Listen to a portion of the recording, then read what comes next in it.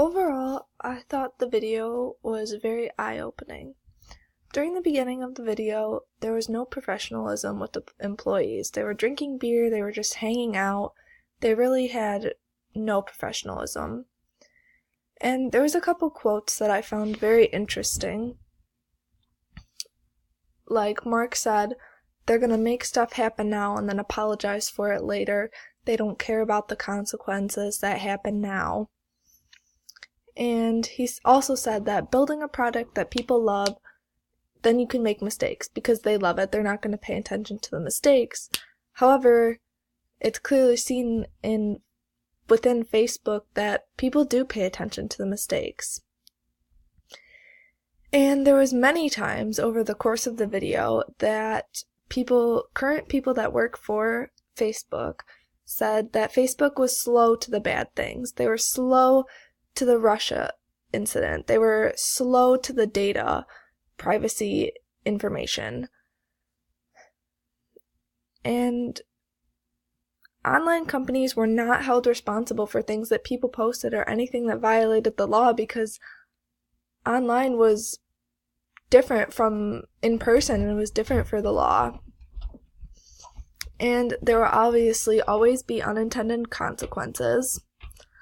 Overall, I thought Facebook had a good idea by connecting people that are all around the world, but it just didn't turn out to what it should be.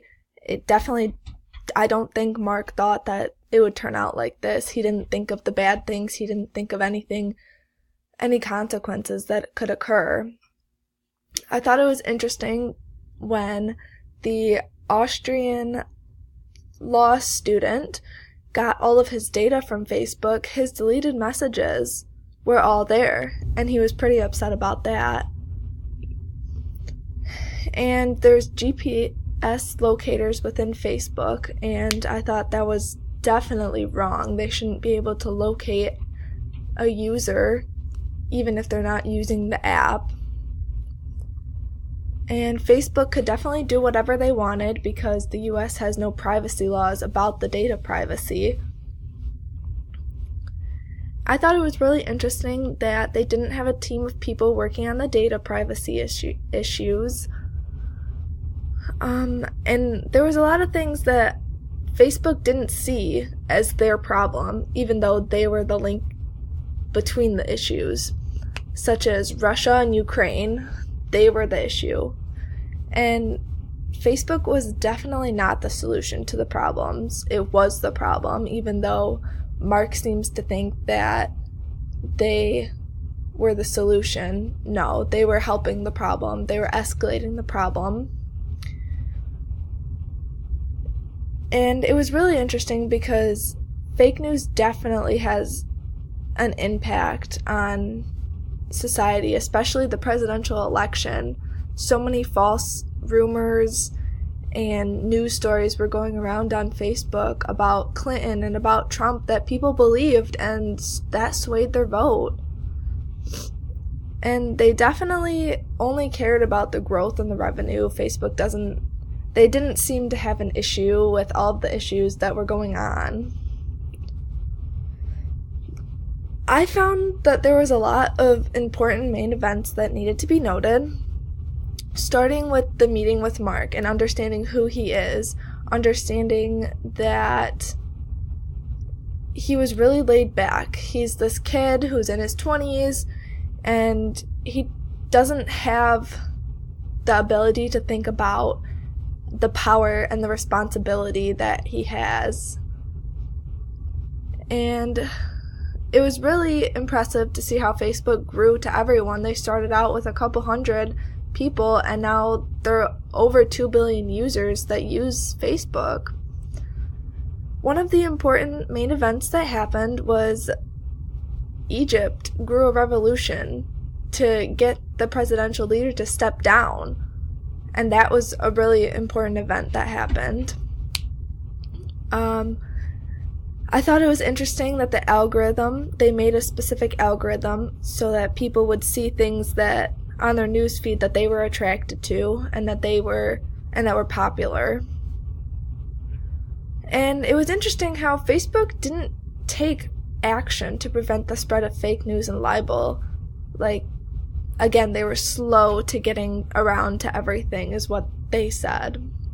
And they were collecting personal information while using social media, and they were collecting the personal information of people while they were using the social media and while they were not using it, which is a really big event.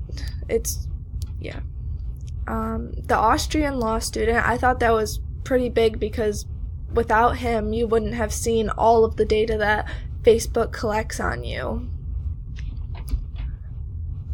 And another important event was that Facebook shared the information they collected with third-party developers, and users didn't know about it. So those third-party developers were using it for multiple different things, and Facebook didn't even know. They didn't even know who the third-party developer was behind the screen.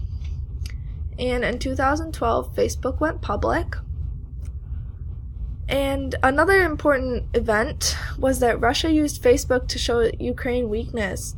Russia put out fake news, misinformation.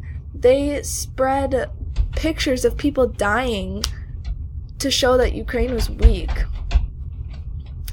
And Facebook definitely had a huge influence in the presidential election through shared campaigns, posts, videos, likes. It was just everything that just kept it at the top of the news feed.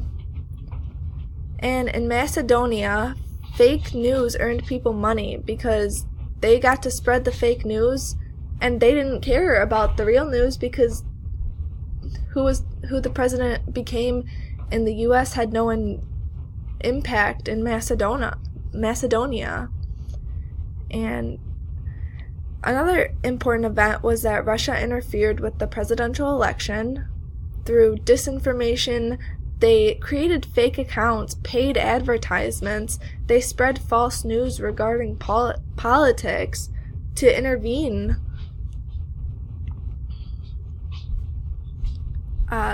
Similarly, the Philippines president also created fake accounts and paid people to show what would happen if anyone was against him.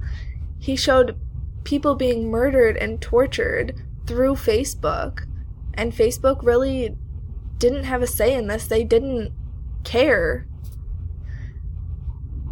And also violence within Buddhism and Muslims. Between them, there was fake news, hate speech, images of murder and torture all over Facebook between these two groups, and Facebook didn't stop it.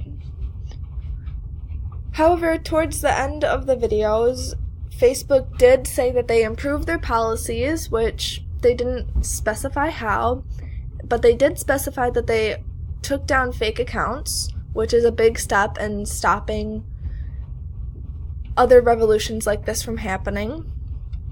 Cambridge Analytica used personal data to influence the presidential campaign, and I thought it was interesting that they didn't talk about this until the end of the video instead of at the beginning of the second part of the video when it was really focused on the presidential campaign. In 2018, in April, Mark was called in front of Congress about data privacy, and you could see it was just everything he said was just script. I mean, he really had no answers other than what was written. And the last thing was that Facebook created a team that monitors and takes down fake news regarding campaigns and elections, and they created that just before the November 2018 election. So after watching this video, my question to everybody is, if you have a Facebook account, will you continue using it or will you delete it? I definitely think that I won't be using Facebook as often as I have been in the past.